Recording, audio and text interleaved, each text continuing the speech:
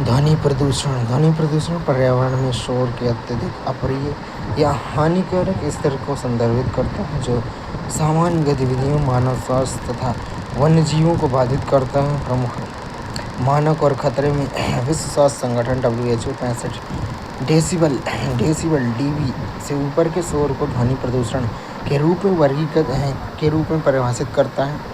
हानिकारक स्तर 75 डीबी से अधिक शोर हानिकारक है। 120 तथा 120 डीबी से ऊपर शोर कष्टदायी हो जाता है। WHO दिशा निर्देश के अनुसार श्रवण क्षीणता भटे हानि से बचने के लिए श्रवण क्षीणता या श्रवण हानि से बचने के लिए 24 घंटे की अवधि में ध्वनि का स्तर 70 डीबी और 1 घंटे की अवधि में 85 डीबी से अधिक नहीं होना चाहिए।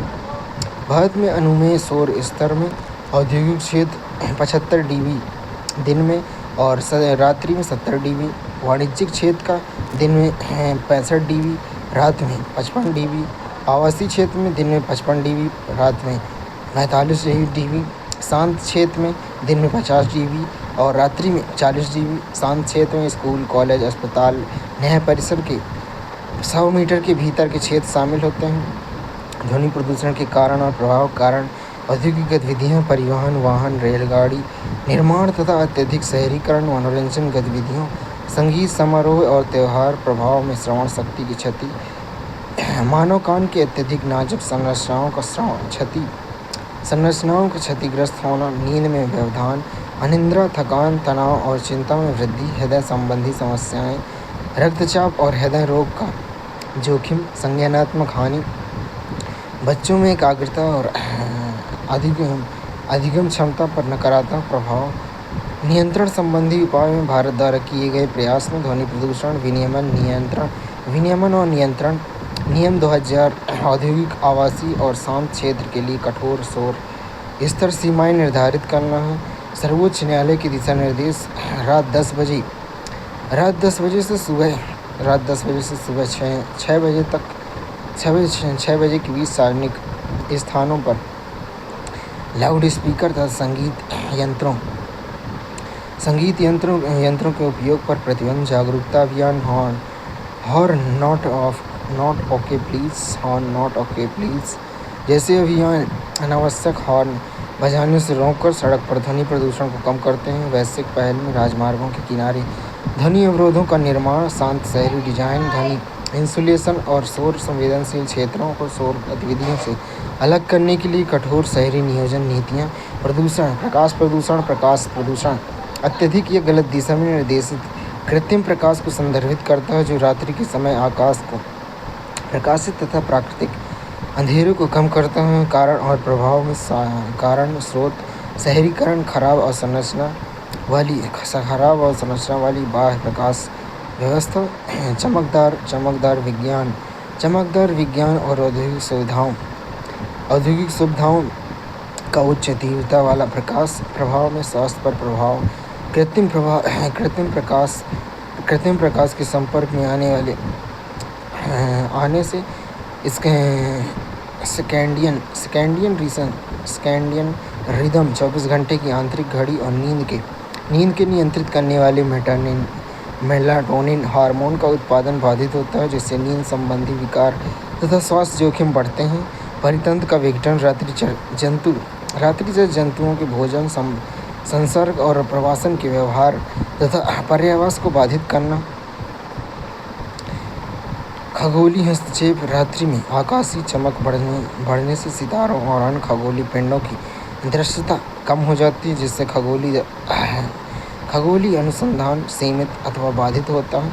ऊर्जा की हानि, अत्यधिक बाह्य प्रकाश व्यवस्था से ऊर्जा की हानि और ग्रीनहाउस गैस उत्सर्जन में वृद्धि होती है। नियंत्रण संबंधी उपायों में प्रकाश डिजाइन मानक, अंतर्राष्ट्रीय डार्क स्काई एसोसिएशन IDA के दिशा निर्देश के आधार पर अंधेरे आकाश अनुकूल प्रकाश डिजाइन सिद्धांतों को अपनाना है।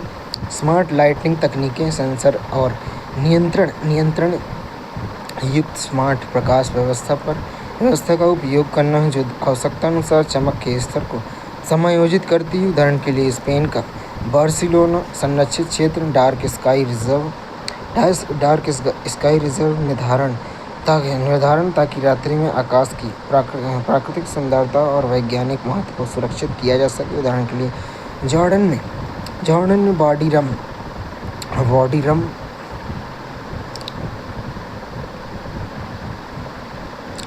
अन्य प्रयास में भारतीय हरित भवन परिषद IGBC की ग्रीन सिटीज रेटिंग प्रणाली द्वारा ऊर्जा कुशल तथा अंधेरा आकाश अनुकूलन प्रकाश व्यवस्था को प्रोत्साहित करना है। कड़ी ऊष्मीय प्रदूषण मानवीय गतिविधियों मुख्यतः औद्योगिक के कारण प्राकृतिक जल निकायों में तापमान में वृद्धि को संदर्भित करता है। यह तब होता है जब विद्युत संयंत्र अन्य उद्योग गर्म जल या अपशिष्ट को महत्वपूर्ण जल निकायों में प्रवाहित करते हैं। कारण में औद्योगिक गतिविधियां, जिसमें बिजली संयंत्रों और रिफाइनरियों द्वारा शीतलन के बाद गर्म जल को जल निकायों में प्रवाहित करना। वनोन्मूलन जल निकायों के तटीय किनारों पर वनस्पति उन्मूलन में छाया में कमी आती है और सौर विकिरण अवशोषण बढ़ जाता है। शहरीकरण में कंक्रीट सतहों से अवशोषित ऊष्मा के कारण शहरी तापमान में वृद्धि, हानिकारक प्रभाव में घुली हुई ऑक्सीजन DO का निम्न स्तर, उष्ण जल में शीतल जल की तुलना में कम DO होता है, जिससे जलीय जीवों का दबाव पड़ता है। पर्यावरण उच्च तापमान से अनुकूलन निम्न तापमान वाली मूल देशी प्रजातियां विस्थापित हो जाती हैं, जिससे जैव विविधता में परिवर्तन होता है। प्रजनन और वृद्धि में परिवर्तन जलीय जीवों के प्रजनन चक्र और विकास दर में व्यवधान, नियंत्रण संबंधी उपाय में उत्सर्जन मानक सरकारों द्वारा थर्मल डिस्चार्ज के तापमान को सीमित करने के लिए उत्सर्जन मानक निर्धारित करना। उदाहरण के लिए US EPA का NPDES परमिट जल का पुनः उपयोग और पुनर्चक्रण उद्योगों में क्लोज्ड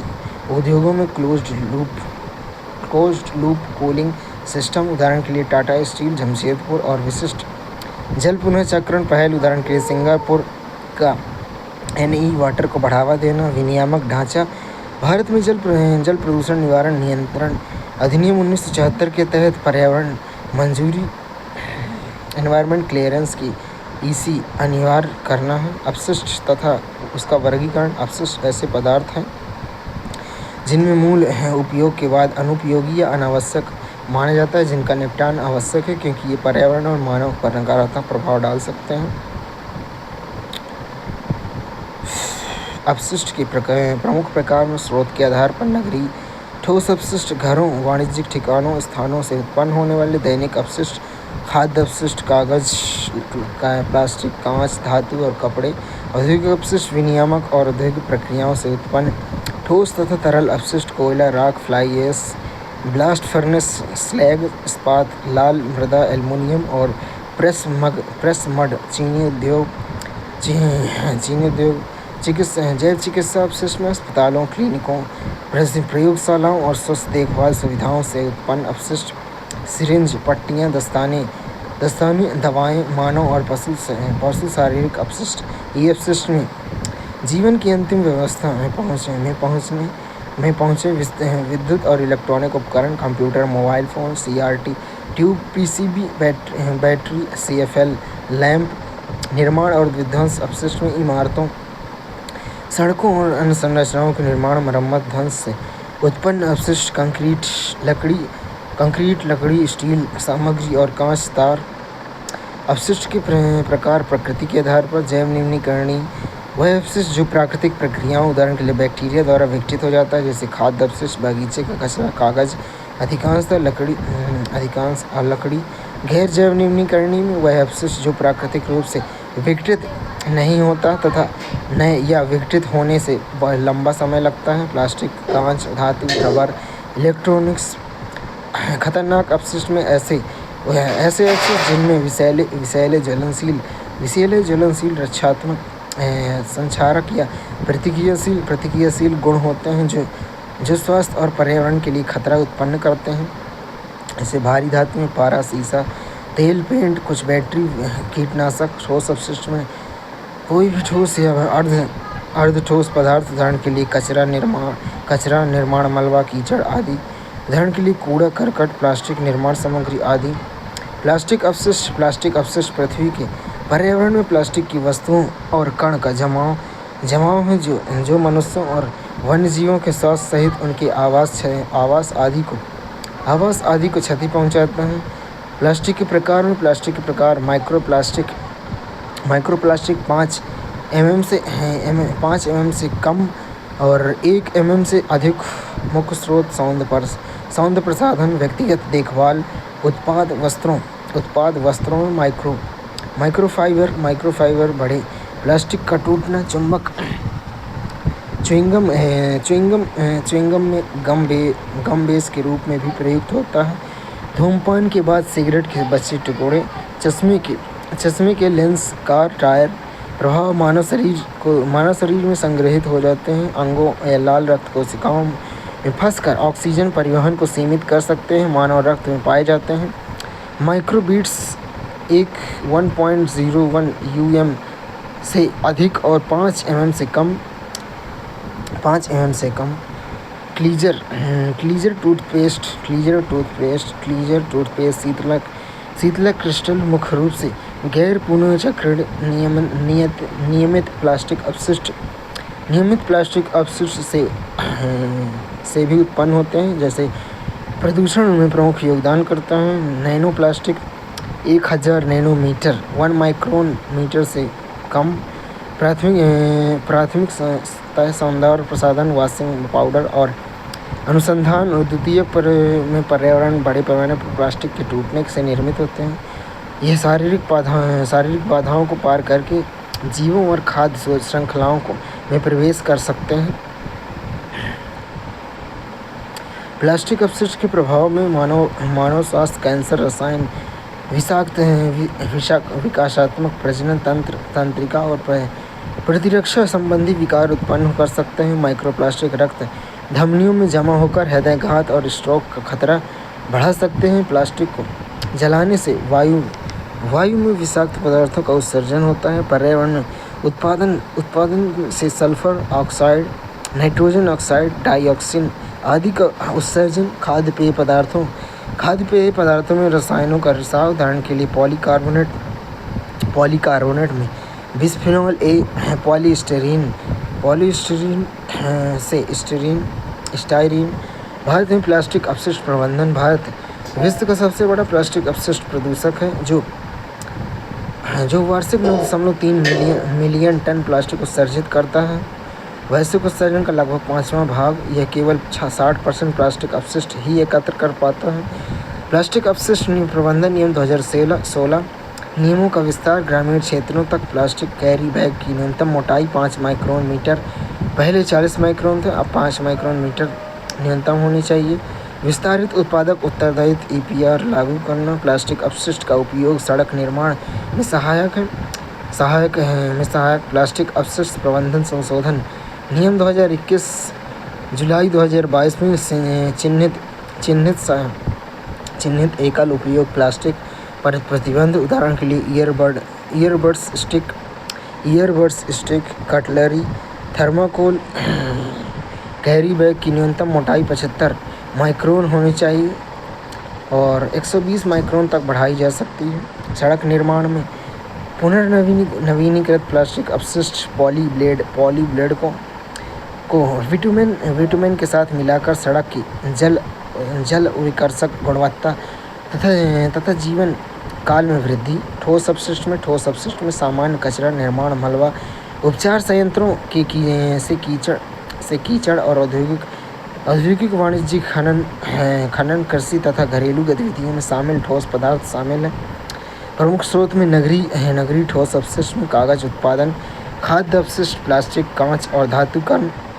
औद्योगिक अपशिष्ट में ताप विद्युत संयंत्रों से कोयला, राख या फ्लाई ऐश और लौह इस्पात में ब्लास्ट फर्नेस, स्लैग, एल्युमिनियम या तांबा से लाल मृदा। निर्माण और विध्वंसक स्थल में कंक्रीट, लकड़ी, स्टील, तार। जैव चिकित्सा अपशिष्ट में सिरिंज, पट्टियाँ, दस्ताने, दवाएं अस्पतालों से। ठोस अपशिष्ट के प्रकार उत्पत्ति के आधार पर घरेलू व्यावसायिक संस्थागत जैव चिकित्सीय नगरपालिका औद्योगिक कृषि खुले में सामग्री आधारित में कचरा राख अवशेष दहनशील और गैर दहनशील भारी अपशिष्ट सड़क अपशिष्ट मृत जंतु निर्माण और विध्वंसक परिसंकट में अपशिष्ट सीवेज अपशिष्ट ठोस अपशिष्ट का उपचार और निपटान संबंधी उपाय में लैंडफिल भूमि में गड्ढे में डालकर मिट्टी से ढकना भरने के बाद पार्किंग स्थल या पार्क के रूप में उपयोग योग सैनिटरी लैंडफिल आदि स्वच्छ पर वित्तीय रूप से महंगा है। भस्मीकरण संयंत्र उच्च तापमान पर जलाना वायु और जल प्रदूषण जहरीली राख का उत्पादन संक्रामक कचरे के लिए प्रयुक्त पायरोलिसिस ऑक्सीजन की अनुपस्थिति में दहन टार अल्कोहल गैस उत्पन्न होना अपशिष्ट से ऊर्जा WTE अपशिष्ट विद्युत या ऊष्मा में परिवर्तित करना जैसे तापमान अपघटन और प्लाज्मा गैसीकरण ऊर्जा उत्पन्न करता है और प्लास्टिक अपशिष्ट की मात्रा कम करता है। जैव खनन में अयस्क तथा अपशिष्ट आदि से धातुओं को निकालने के लिए सूक्ष्म जीवों का उपयोग धातु पुनर्प्राप्ति के लिए पर्यावरणीय तकनीकी ठोस अपशिष्ट प्रबंधन नियम 2016 अपशिष्ट उत्पादों की जिम्मेदारी गीला सूखा और घरेलू अपशिष्ट को 3 भागों में पृथक करना अनिवार्य है। अलग किए गए कचरे को अधिकांशतः संग्रहकर्ता को सौंपना है। शुल्क और दंड अपशिष्ट संग्रह सेवाओं के लिए उपयोगकर्ता शुल्क कूड़ा फैलाने और अलग न करने का पर जुर्माना। जैव निम्नीकरणीय अपशिष्ट में जहां संभव हो सके परिसर के भीतर खाद या बायोमिथेनेशन के माध्यम से संसाधित किया जाना चाहिए। अपशिष्ट से ऊर्जा को बढ़ावा 100 किलोमीटर के भीतर औद्योगिक अपशिष्ट को अपनी ईंधन आवश्यकता को कम से कम 5% अपशिष्ट वे उत्पन्न RDF द्वारा उत्सर्जित ईंधन से प्रतिस्थापित करना। डंप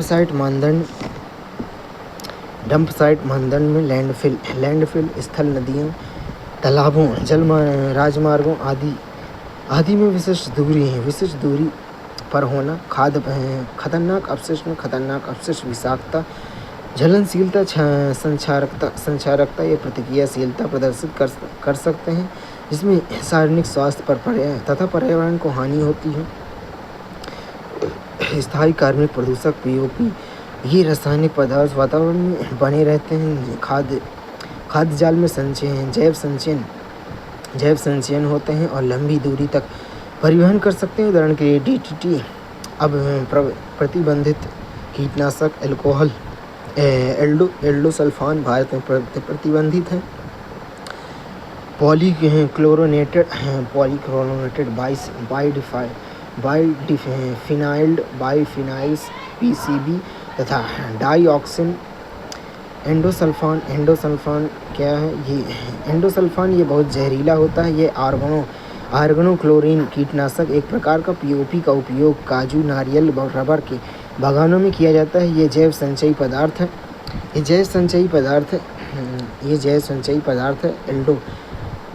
एंडोसल्फान के प्रभाव में न्यूरोटॉक्सिक तंत्रिका तंत्र की क्षमता अंतःस्रावी विघटन करता है। प्रजनन के विकास को प्रभावित करता है। देर से यौन परिपक्वता मासिक प्रभाव।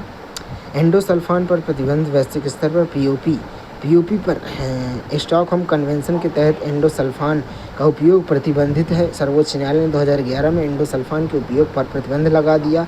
2017 तक एंडोसल्फान का प्रयोग को समाप्त करने पर सहमत हो गया स्टॉकहोम कन्वेंशन।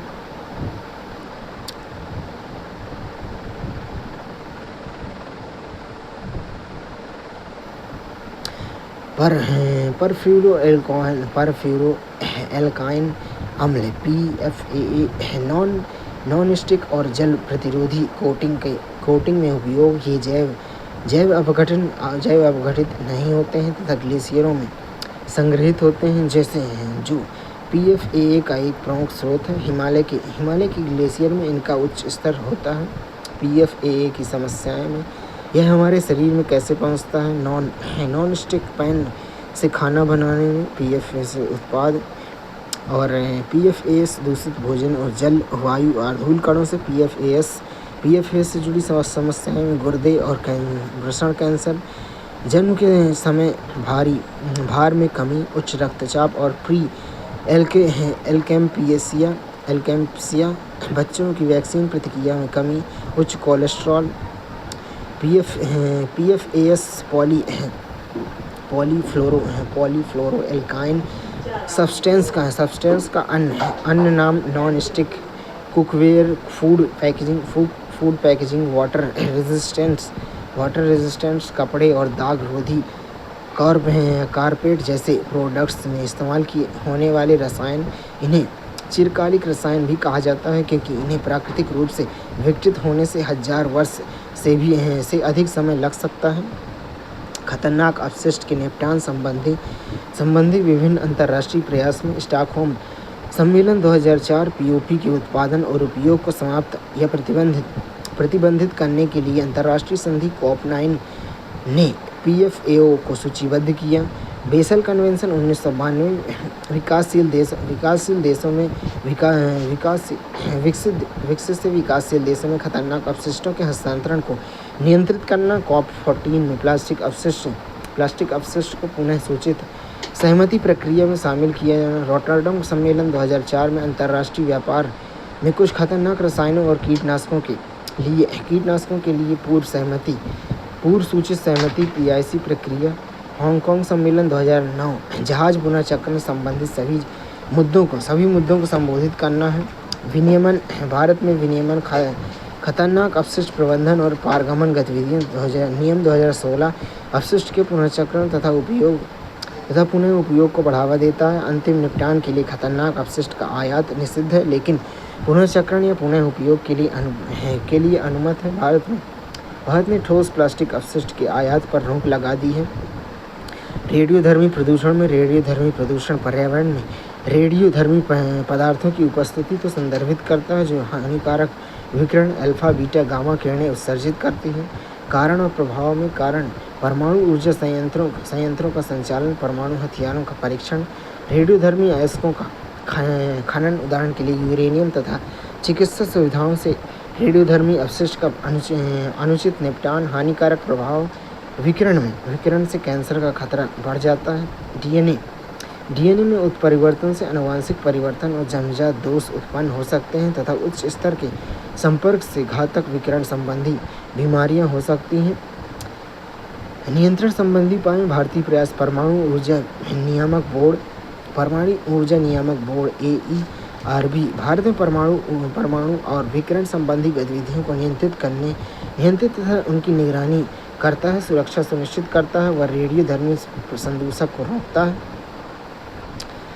परमाणु अपशिष्ट प्रबंधन BARC और VIP अपशिष्ट स्थिरीकरण संयंत्र जैसी सुविधाओं द्वारा रेडियोधर्मी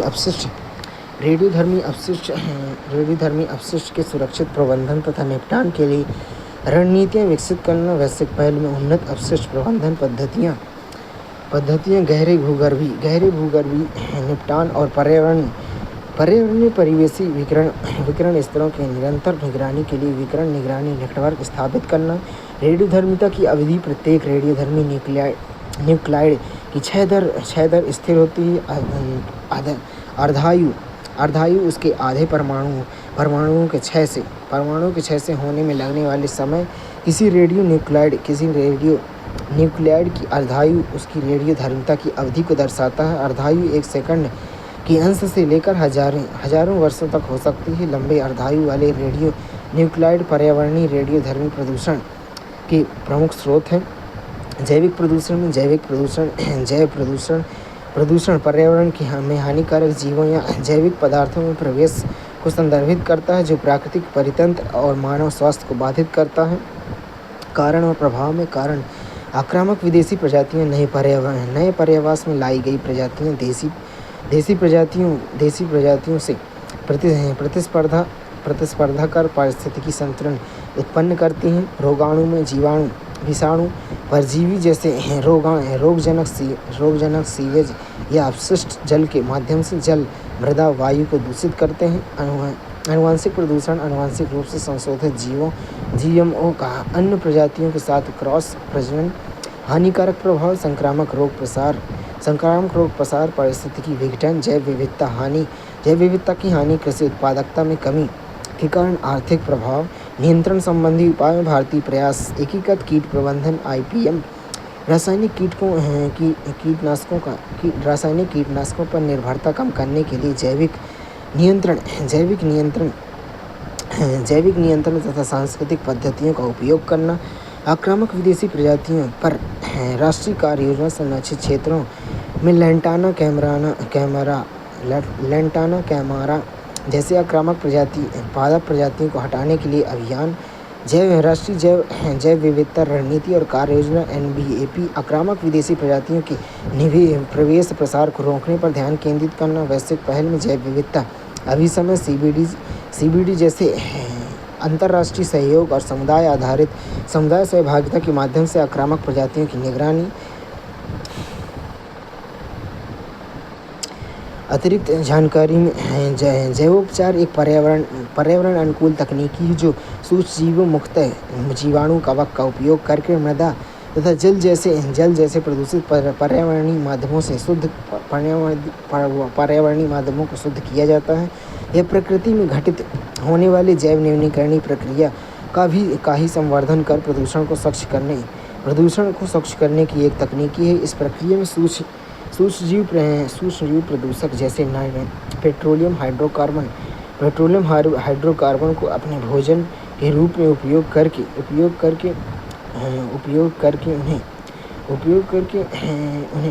उन्हें कम हानिकारक या हानि रहित उत्पादों जैसे कार्बन डाइऑक्साइड CO2 और H2O जल में परिवर्तित कर देते हैं। इसे प्रदूषण स्थल पर ही स्थानिक या नियंत्रित रिएक्टरों में बाह्य स्थानिक लागू किया जाता है, जो इसे प्रदूषण से निपटने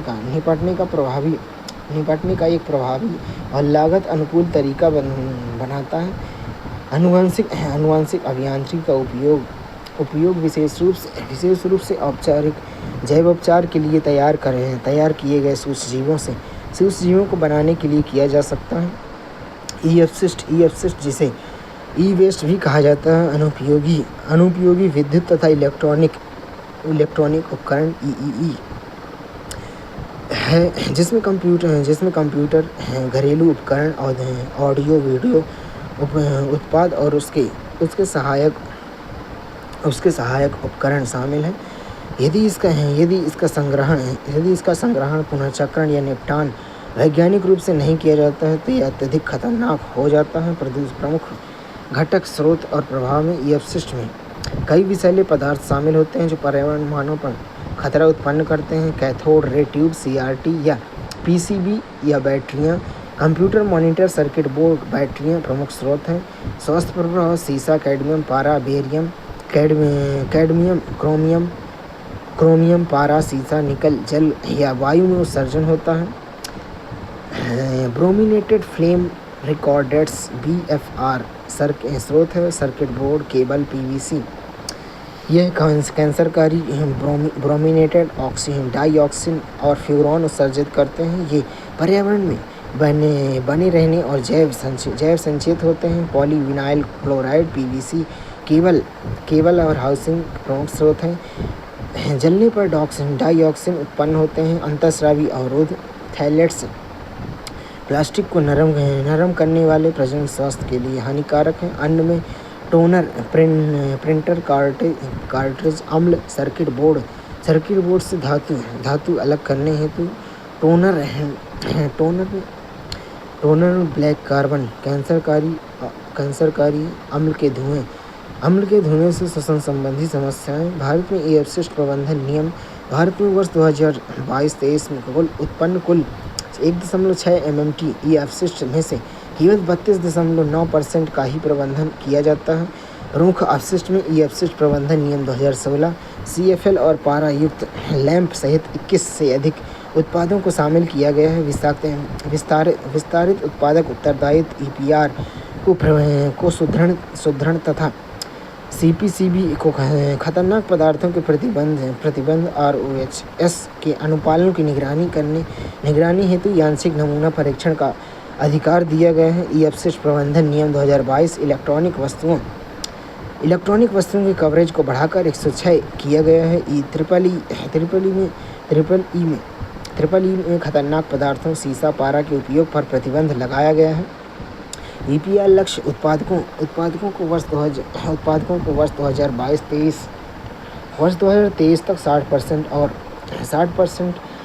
2025 तक 80% ई अपशिष्ट एकत्र और पुनर्चक्रित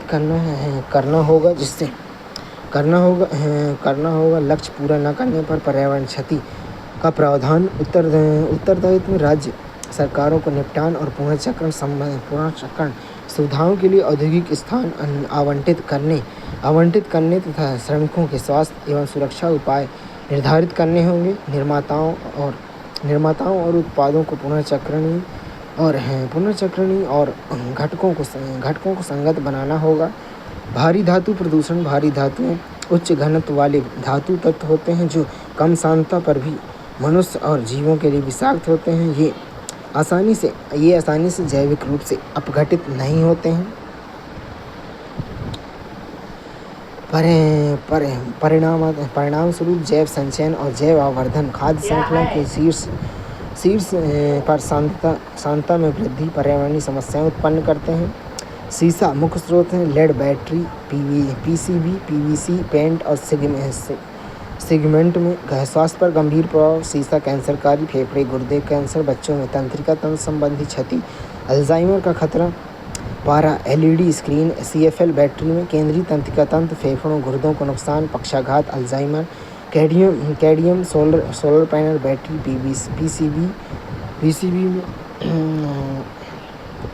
उच्च रक्तचाप, यकृत, गुर्दे की क्षति, फेफड़ों पर कैंसर। इटाई रोग, क्रोमियम अनुपचारित गैल्वेनाइज्ड स्टील धातु अवकरण PVC में पाया जाता है। क्रोमियम से फेफड़ों का कैंसर, लीवर और किडनी क्षति, DNA क्षति। प्रमुख औद्योगिक प्रदूषक में ताप विद्युत संयंत्र TPP मुख्य प्रदूषक और उपोत्पाद में फ्लाई ऐश, पारा, कैडमियम, आर्सेनिक जैसी भारी धातुएं, SO2, NOx। लौह और इस्पात उद्योग में PM, CO2, SO2 से कैंसरकारी, नेफ्थलीन। उपोत्पाद में ब्लास्ट फर्नेस, स्लैग, सीमेंट या सड़क निर्माण में प्रयुक्त सीमेंट, चूना पत्थर की निस्तापन को CO2 उत्सर्जन। TPP के समान ही PM और अन्य SO2 उत्सर्जन है। पेट्रोलियम में पेट्रोकेमिकल में PM, NOx या SO2 कैंसरकारी बेंजीन सहित VOC फर्नेस ऑयल के उपयोग को सल्फर उत्सर्जन। चमड़े के कारखाने, क्रोमियम युक्त ठोस अपशिष्ट या अपशिष्ट जल H2S, NH3 और उच्च कार्बनिक सामग्री BOD। चीनी उद्योग में यह उच्च BOD और TDS वाला अपशिष्ट जल गन्ने के अवशेष जलाने से CO2, NO2 और मीथेन सहित ग्रीन हाउस गैस उत्सर्जन। प्रदूषण से निपटने हेतु प्रमुख रासायनिक प्रयास में शून्य तरल निर्वहन ZLD एक अपशिष्ट जल उपचार प्रक्रिया जिसका लक्ष्य वाष्पीकरण, क्रिस्टलीकरण आदि के माध्यम से सभी प्रकार के तरल अपशिष्ट को समाप्त करना है। महत्वपूर्ण पर्यावरणीय प्रभाव में कमी और उद्योगों में जल संरक्षण को बढ़ावा देता है। भारत टैप पहल कम प्रभाव वाले स्वच्छता उपकरण प्रदान करना है। जल की खपत में न्यूनतम 40% की बचत और परिणामस्वरूप ऊर्जा की बचत का अनुमान। निर्जल प्रयास में उद्देश्य भूजल का मानचित्रण करना तथा प्रति 500 करोड़ लीटर जल बचाना है। जल संरक्षण और जागरूकता पर केंद्रित स्वच्छ सुजल प्रदेश अंडमान निकोबार भारत का पहला स्वच्छ सुजल प्रदेश बन गया है। यह जल शक्ति मंत्रालय द्वारा सुरक्षित पेय और ODF प्लस प्रबंधन प्रमाण दिया गया है। सुरक्षित पेयजल आपूर्ति और ठोस और तरल अपशिष्ट प्रबंधन में सफलता का संकेतक है। पर्यावरण के अजैविक घटकों के भौतिक, रासायनिक, जैविक अभिलक्षण से में होने वाला वह अवांछनीय प्रदूषण जो अवांछनीय परिवर्तन जिससे जीवन आधारित तंत्रों पर नकारात्मक प्रभाव पड़ता है प्रदूषण कहलाता है। प्राथमिक प्रदूषक अपने मूल स्वरूप में रहकर ही प्रदूषण फैलाते हैं, जैसे DDT, प्लास्टिक, CO2। द्वितीयक प्रदूषक प्राथमिक प्रदूषकों की अंतरक्रिया करते हैं, जैसे पेरोक्सी एसाइटिल नाइट्रेट, ओजोन, अमोनिया। पौधों के परागणक, वाष्पशील, कार्बनिक यौगिक, ज्वालामुखी विस्फोट तथा जैविक पदार्थों के क्षय से निकलने वाली गैसें, जैसे SO2, नाइट्रोजन के ऑक्साइड, NOx, वनाग्नि तथा समुद्र से निकलने वाले कण प्राकृतिक प्रदूषकों के उदाहरण, किंतु इसका पर्यावरण पर गंभीर प्रभाव नहीं होता है। धुएं और कोहरे का मिश्रण तथा इसमें ओजोन उपस्थिति होती है। तेल अपने अधिप्लावन का प्रभाव भित्तियों पर सीधा प्रभाव पड़ता है, जिससे खाद्य श्रृंखला भी प्रभावित होती है। ऑक्सीजन की वह मात्रा जो जल के कार्बनिक पदार्थों के जैव रासायनिक अपघटन के लिए आवश्यक होती है, जैसे जैव रासायनिक ऑक्सीजन मांग BOD कहलाती है। जल प्रदूषण की मात्रा में BOD के माध्यम से मापा जाता है। कैडमियम प्रदूषण में टाई रोग, हड्डियों और जोड़ों में दर्द, यकृत और फेफड़ों में कैंसर हो सकता है। पेयजल में नाइट्रेट की मात्रा अधिक होने से नवजात शिशुओं में मिथेमोग्लोबिनिया या ब्लू बेबी सिंड्रोम रोग होने की संभावना बढ़ जाती है। वनोन्मूलन से तात्पर्य प्राकृतिक या मानव जनित कारणों से होने वाले वन रूपांतरण के बाद वन भूमि में अन्य उपयोगों में परिवर्तन करने से है, अर्थात बड़े पैमाने पर वृक्षों को कटाव और उस भूमि का उपयोग कृषि, शहरीकरण, अन्य कार्यों के लिए का कारण है। भूमि क्षरण या मृदा निम्नीकरण, अस्थिर भूमि प्रबंधन, पर्यावरणीय कारकों, मानवीय गतिविधियों के पर्यावरणीय परिणाम स्वरूप से मृदा की गुणवत्ता, स्वास्थ्य या अपघटन, उत्पादक क्षमता में कमी, वायु प्रदूषण, वायु का वह भौतिक, रासायनिक, जैविक परिवर्तन जिसमें हानिकारक गैस, धूल, धुआं सहित अन्य प्रदूषक वायु मिलकर उसे दूषित करते हैं, जिससे मानव स्वास्थ्य, जीव जंतु तथा पर्यावरण पर नकारात्मक प्रभाव पड़ता है। स्मॉग, धुंध प्लस कोहरा। स्मॉग वायुमंडल में गैसी अणुओं और कणीय पदार्थों के जमाव से उत्पन्न यह दृश्यमान धुंध, जो कोयले के दहन, वाहनों से होने वाले उत्सर्जन और औद्योगिक धुएं प्राथमिक प्रदूषक के कारण होता है। ये अपशिष्ट के मुख्यतः आर्सेनिक, सीसा, कोबाल्ट, कॉपर, बेरियम, कैडमियम जैसे तत्वों का निष्कासन होता है।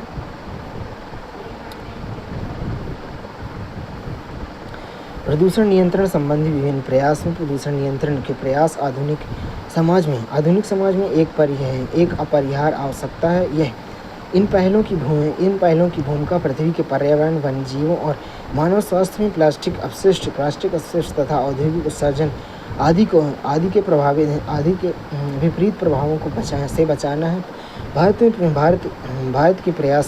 में ये प्रयास एक सुव्यवस्थित कानूनी और संस्थागत ढांचे पर आधारित है। जल संरक्षण 1974 और वायु संरक्षण 1981 अधिनियमों ने प्रदूषण नियंत्रण बोर्डों CPCB और SPCB के विनियामक शक्तियां प्रदान की हैं, जबकि पर्यावरण संरक्षण अधिनियम 1986 ने एक अम्ब्रेला कानून रूप में प्रदूषण नियंत्रण प्रयासों को बढ़ावा दिया है। विभिन्न रणनीतिक कार्यक्रमों जैसे राष्ट्रीय स्वच्छ वायु कार्यक्रम NCAP और राष्ट्रीय वायु गुणवत्ता सूचकांक NAQI के उपयोग से प्रदूषण स्रोतों में निगरानी तथा प्रदूषण संबंधी प्रयास किए जाते हैं। इन प्रयासों का अंतिम लक्ष्य न केवल प्रदूषण को कम करना है, बल्कि नागरिकों के लिए स्वच्छ और सतत जीवन सुनिश्चित करना भी है। प्रदूषण नियंत्रण के लिए भारत सरकार द्वारा पहल की गई वायु प्रदूषण नियंत्रण अधिनियम 1981 वायु प्रदूषण नियंत्रण अधिनियम 1981 भारत में संसद द्वारा देश में वायु प्रदूषण की रोकथाम, नियंत्रण, उपशमन के उद्देश्य से बनाया गया एक महत्वपूर्ण कानून है, जो भारत में पर्यावरण विनियामक ढांचे की आधारशिलाओं में से एक है। मुख्य विनियमन ढांचे में उद्देश्य वायु प्रदूषण के निवारण, नियंत्रण, उपशमन। इसका उद्देश्य 1972 में स्टॉकहोम में हुए मानव पर्यावरण पर संयुक्त राष्ट्र सम्मेलन के निर्णयों को कार्यान्वित करना, जिनका संबंध वायु की गुणवत्ता बनाए रखने और उनके प्रदूषण पर नियंत्रण रखने से था। प्रमुख परिभाषाओं में वायु प्रदूषक कोई भी ठोस, द्रव, गैसीय, जिसमें शोर भी शामिल है, जो वायुमंडल में इतनी शांतता से मौजूद हो कि वह मानव, अन्य जीवित प्राणियों, वनस्पति संपत्ति या पर्यावरण के लिए हानिकारक हो सके। वायु प्रदूषण में किसी वायु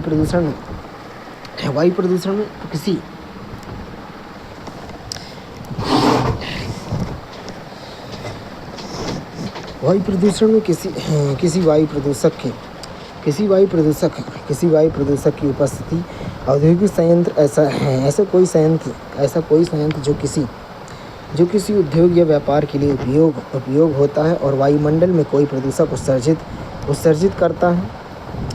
स्थापना इस अधिनियम ने केंद्र में केंद्रीय प्रदूषण नियंत्रण बोर्ड (CPCB), राज्यों में राज्य प्रदूषण नियंत्रण बोर्ड (SPCB) को वायु गुणवत्ता सुनिश्चित करने के लिए विशिष्ट शक्तियाँ प्रदान की हैं। पहला संशोधन 1987 में जिसमें शोर को भी वायु प्रदूषक की परिभाषा में शामिल किया गया।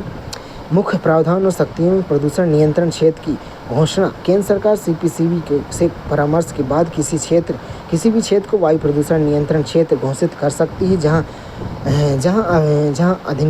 अधिनियम के प्रावधान लागू होते हैं। मानकों का निर्धारण CPCB देश में राष्ट्रीय परिवेशी वायु गुणवत्ता मानक NAAQS निर्धारित करती है तथा SPCB को वायु प्रदूषण के निवारण के लिए समय पर सुझाव प्रदान करती है। औद्योगिक विनियमन किसी भी औद्योगिक इकाई को वायु प्रदूषण नियंत्रण क्षेत्र में संचालन शुरू करने के लिए SPCB से संचालन की सहमति अनिवार्य। उद्योगों को SPCB द्वारा निर्धारित मानकों से अधिक वायु प्रदूषकों का उत्सर्जन करने की अनुमति नहीं है। निगरानी और नमूनाकरण की शक्ति। केंद्र और राज्य बोर्डों CPCB, SPCB को किसी भी औद्योगिक परिसर या वायु प्रदूषण नियंत्रण उपकरण में प्रवेश करने, निरीक्षण करने, वायु प्रदूषकों के नमूने लेने का अधिकार है। निर्देश जारी करने की शक्ति। बोर्डों को उल्लंघन करने वाली औद्योगिक इकाइयों को बंद करने या उन्हें विद्युत या जल आपूर्ति को रोकने सहित निर्देश जारी करने की शक्ति है। दंड। अधिनियम में प्रावधानों का उल्लंघन करने पर कारावास और जुर्माने का प्रावधान है। वर्तमान प्रासंगिकता और समसामयिक मुद्दे में जल विश्वास प्रावधानों का संशोधन। अधिनियम 2023। इस अधिनियम के माध्यम से वायु अधिनियम के तहत कई छोटे उल्लंघनों को अपराध मुक्त घोषित कर दिया गया है। इसका अर्थ है कि अब इन उल्लंघनों के लिए कारावास के बजाय मौद्रिक दंड लगाया जाएगा, हालांकि गंभीर प्रदूषणकारी कृत्यों पर लागू नहीं होता है। राष्ट्रीय स्वच्छ वायु कार्यक्रम NCAP के आधार पर NCAP एक नीतिगत पहल है, लेकिन CPCB, SPCB द्वारा इसका कार्यान्वयन मुख्य रूप से वायु अधिनियम के तहत प्रदत्त शक्तियों के माध्यम से ही किया जाता है। बोर्ड NCAP के तहत औद्योगिक और क्षेत्रीय प्रदूषण नियंत्रण के लिए नियम एवं दिशा निर्देश जारी करते हैं। आयोगों की भूमिका। दिल्ली NCR जैसे अत्यधिक प्रदूषित क्षेत्रों में राष्ट्रीय राजधानी क्षेत्र और आसपास के क्षेत्रों के लिए वायु गुणवत्ता प्रबंधन आयोग CAQM की स्थापना की गई है। CAQM को प्रभावी ढंग से कार्य करने के लिए वायु विनियमन के प्रावधानों का उपयोग करने की शक्ति प्राप्त है, जिसमें आपातकालीन स्थितियों में कठोर कदम उठाना शामिल है। प्रौद्योगिकी का एकीकरण। इस अधिनियम के तहत CPCB ने ऑनलाइन सतत निगरानी प्रणाली OC/EMS जैसे 24/7 निगरानी उपकरण 17 अत्यधिक प्रदूषणकारी औद्योगिक क्षेत्रों के लिए अनिवार्य किया, जिसमें अधिनियम के प्रवर्तन वास्तविक समय से डेटा के आधार पर हो सके। वायु प्रदूषण के न्यायिक सक्रियता। सर्वोच्च न्यायालय और राष्ट्रीय हरित न्यायाधिकरण अधिनियम के प्रवर्तन पर बल देते रहे हैं। एनजीटी वायु अधिनियम का उल्लंघन करने वाली औद्योगिक इकाइयों पर भारी पर्यावरणीय क्षतिपूर्ति लगाता रहा है, जिससे यह अधिनियम सार्वजनिक स्वास्थ्य के संरक्षण का एक केंद्रीय उपकरण बना हुआ है। जल प्रदूषण निवारण नियंत्रण अधिनियम 1974। जल प्रदूषण निवारण नियंत्रण अधिनियम 1974 भारत में जल प्रदूषण से निपटने के लिए बनाया गया पहला कानून है। जल प्रदूषण 1974 का इसका मुख्य उद्देश्य है विभिन्न स्रोतों जैसे तालाब, नहर, कुओं आदि में स्वच्छता बनाए रखने या बहाल करने और प्रदूषण निवारण, नियंत्रण व उपशमन के लिए प्रावधान करना है। मुख्य विनियामक में उद्देश्य जल प्रदूषण को रोकना, नियंत्रित करना, देश में जल संसाधनों की समग्र स्वच्छता को बनाए रखना। इसमें सतही जल, नदी और झील और भूजल दोनों शामिल हैं। विनियामक निकाय में केंद्रीय प्रदूषण नियंत्रण बोर्ड सीपीसीबी की धारा 3 के तहत और राज्य नियंत्रण बोर्ड एसपीसीबी की धारा 4 के तहत स्थापना का प्रावधान है। सीपीसीबी की भूमिका राष्ट्रीय स्तर पर जल प्रदूषण निवारण गतिविधियों का समन्वय राज्य बोर्डों को लेकर तकनीकी सहायता देता है यह तथा राष्ट्रीय मानकों को निर्धारित करता है। एसपीसीबी की भूमिका एसपीसीबी अपने संबंधित राज्यों में प्रदूषण की रोकथाम और निरीक्षण के लिए सबसे महत्वपूर्ण प्रवर्तन निकाय है। मुख्य प्रावधान एवं शक्तियाँ सहमति प्रबंधन किसी भी उद्योग का या स्थानीय प्राधिकरण के लिए जलधारा या जल स्रोत में नया आउटलेट विकास द्वार स्थापित करने या मल व्यावसायिक बहिर्स्राव को निष्कासित करने से पूर्व एसपीसीबी में सहमति प्राप्त करना अनिवार्य है। यह सहमति 2 चरणों में की जाती है। स्थापित करने की सहमति सीटीई, संचालित करने की सहमति सीटीओ। मानकों का निर्धारण बोर्ड औद्योगिक सीवेज बहिर्स्राव के लिए मानक निर्धारित करते हैं। निषेध में अधिनियम जलधाराओं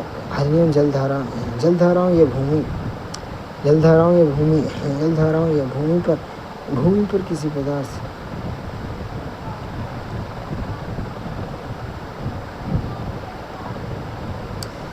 संचालन मानक निर्धारण में बोर्ड औद्योगिक और सीवेज बहिर्स्राव के मानक निर्धारित करते हैं। निषेध में प्रदूषण अधिनियम जलधाराओं या भूमि पर किसी भी जहरीले हानिकारक प्रदूषणकारी पदार्थ को एसपीसीबी द्वारा निर्धारित मानकों से अधिक मात्रा में निष्कासित करने पर जोर दिया है। सीटीओ निगरानी और नमूनाकरण में बोर्डों के अधिकारियों को औद्योगिक संयंत्रों में प्रवेश और निरीक्षण करने साथ ही विश्लेषण के लिए बहिर्स्राव को कठोर बहिर्स्रावों के नमूने लेने का अधिकार बंद करने की शक्ति बोर्ड चाहे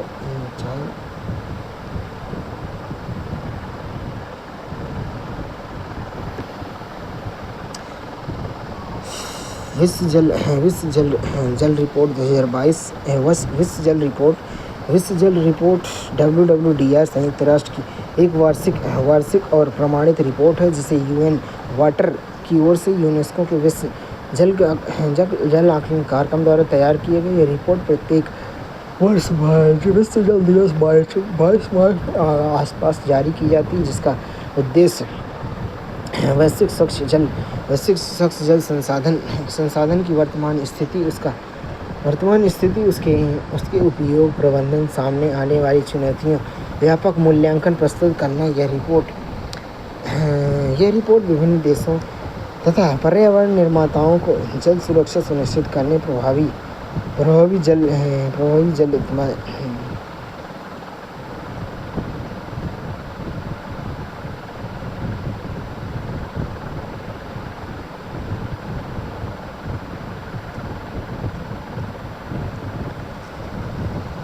ये रिपोर्ट विभिन्न देशों में निर्णय तथा निर्णय निर्माताओं को जल सुरक्षा सुनिश्चित करने और प्रभावी जल संरक्षण नीतियों की सहायता करने के लिए आंकड़े और नीतिगत सिफारिश प्रदान करती है। हालिया संशोधन और वर्तमान प्रासंगिकता मूल अधिनियम में जन विश्वास प्रावधानों और संशोधन 2023 के माध्यम से हाल ही में जल प्रदूषण निवारण संशोधन अधिनियम 2024 के माध्यम से महत्वपूर्ण बदलाव किए गए हैं। छोटे अपराध पर दंड अधिकांश उल्लंघनों के लिए कारावास का प्रावधान, कई छोटे और गैर सरकारी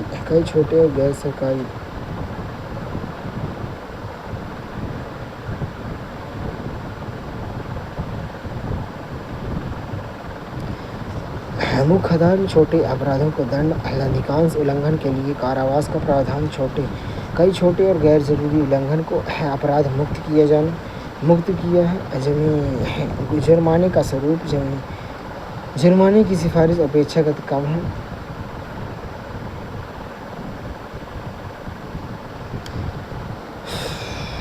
जुर्माने की राशि को 10,000 से 15 लाख तक बढ़ाया गया है, जिससे मौद्रिक दंड अधिक कठोर बन जाता है। छूट की शक्ति एसपीसीबी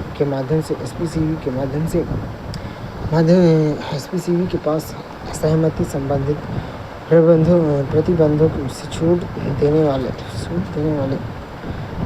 देने की सीमित शक्ति है। केंद्र सरकार को बीओडी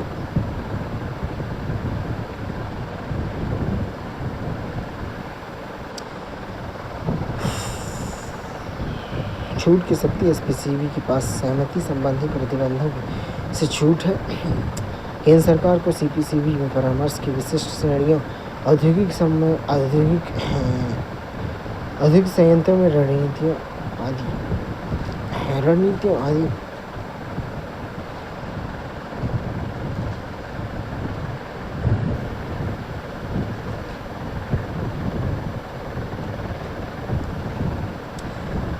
बोर्ड अध्यक्ष की नियुक्ति, एसपीसीबी अध्यक्ष की नियुक्ति राज्य सरकार द्वारा की जाती है। केंद्र सरकार एसपीसीबी अध्यक्षों के नामांकन के तरीके और सेवा शर्तों को नियंत्रित करने की शक्ति दी गई, जिससे केंद्रीय विनियमन की कार्य शक्ति स्वीकार बढ़ोतरी हुई है। और देश में अनुपालन को आसान बनाना, विनियामक प्रक्रियाओं को सुव्यवस्थित और गंभीर अपराधों पर ध्यान केंद्रित करना, नियमों को और अधिक सरल लोगों के अनुसार और अधिक सरल लोगों के अनुसार बनाना, जिससे उचित दंड का निर्धारण करते हुए जल प्रदूषण को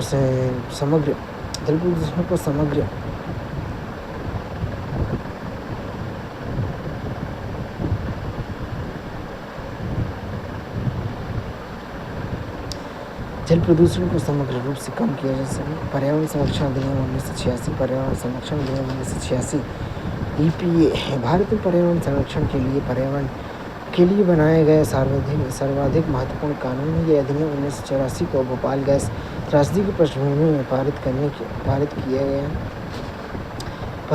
था, जिसका उद्देश्य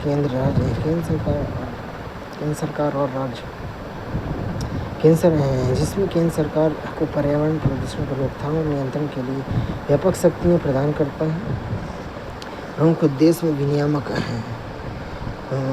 ढांचा उद्देश्य है पर्यावरण की गुणवत्ता की रक्षा और उससे सुधार करना, पर्यावरण प्रदूषण के नियंत्रण और उपशमन के लिए एक समय और व्यापक कानून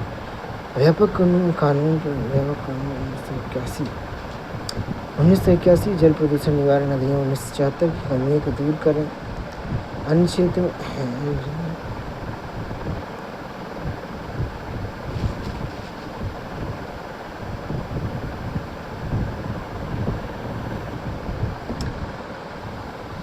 क्षेत्रीय विस्तार में यह अधिनियम पर्यावरण के सभी पहलुओं, वायु, जल और मृदा तथा अन्न को शामिल करता है, जबकि अन्य अधिनियम केवल विशिष्ट पहलुओं पर केंद्रित है। केंद्र सरकार की शक्तियाँ